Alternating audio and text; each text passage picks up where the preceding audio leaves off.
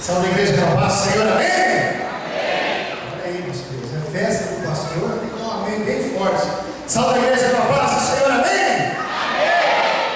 Pastor Val, tem uma passagem da Bíblia em que Jesus conversa com Simão Pedro, logo depois da sua ressurreição, está no livro de João, capítulo de número 21, e diz assim: o Senhor conversando com Simão Pedro disse: depois de terem jantado, disse Jesus a Simão Pedro: Simão, filho de Jonas, ama-me mais do que esses? Amém? Nós vemos Pedro sendo chamado de Simão. O Senhor já tinha mudado o nome dele para Pedro. Chamou também o nome dos pais de Pedro.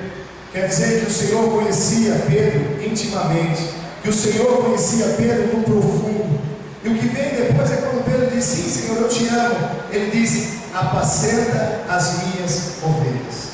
Cuida dos meus filhos, cuida daqueles em que eu morri na cruz.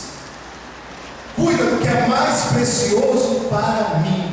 Essas eram as palavras do Senhor para Simão.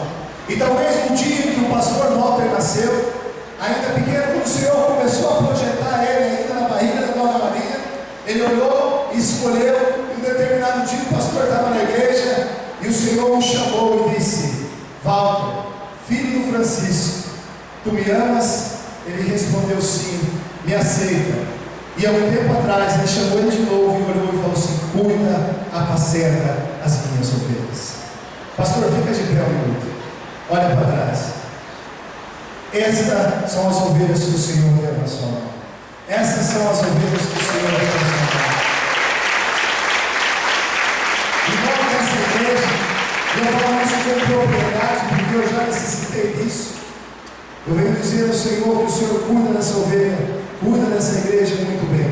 O Senhor tem zelado da minha casa, tem zelado da minha família, e eu tenho visto o carinho, o amor que o Senhor tem conosco. E fazendo isso, vem fazendo com que nós também tenhamos cuidado daqueles que estão sob a nossa responsabilidade.